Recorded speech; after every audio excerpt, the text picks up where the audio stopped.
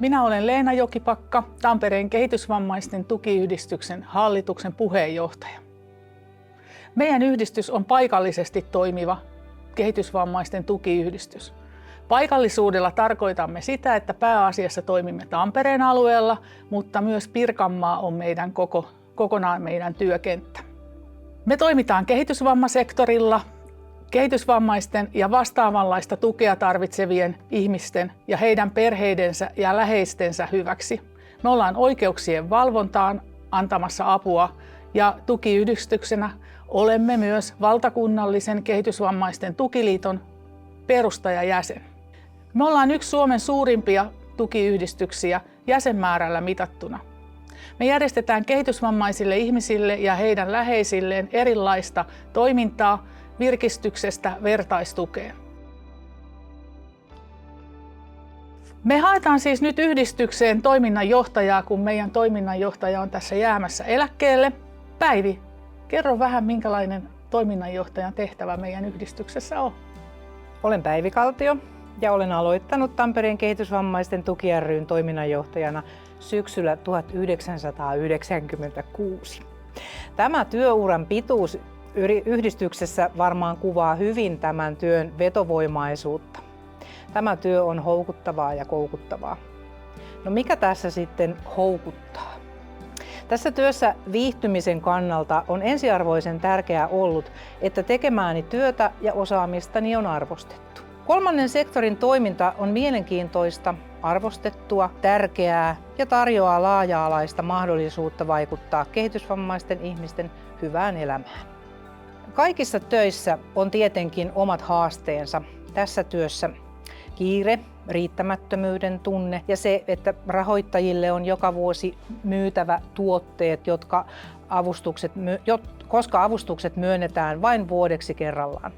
Hyvät neuvottelutaidot ovat olleet tässä etuna. Työni toimenkuva toiminnanjohtajana yhdistyksessä on varsin monipuolinen ja vastuullinen. Tehtävään kuuluvat yhdistyksen strateginen ja operatiivinen johtaminen, toiminnan kehittäminen, tavoitteiden saavuttaminen ja vahva yhteistyö jäsenistön, hallituksen ja sidosryhmien kanssa. Toiminnanjohtajana seuraan, ohjaan ja valvon yhdistyksen toimintaa. Toiminnanjohtaja tekee tiivistä yhteistyötä puheenjohtajan ja hallituksen kanssa. Hän toimii hallituksen esittelijänä ja sihteerinä ja varmistaa, että hallitus saa tarvittavat tiedot ja raportit päätöksenteon tueksi. Toiminnanjohtaja vastaa yhdessä yhdistyksen hallituksen kanssa, että yhdistyksen toiminnot ovat tuloksekkaita, vaikuttavia ja vastaavat kysyntään ja tarpeeseen. Toiminnanjohtajana varmistan, että jäsenten tarpeet ja yhdistyksen toiminnot kohtaavat toimintaa suunniteltaessa. Toiminnanjohtajana toimin yhdistyksen henkilöstön esihenkilönä ja vastaan työsuhteiden hallinnasta sekä rekrytoinnista yhdessä toiminnan ohjaajan kanssa.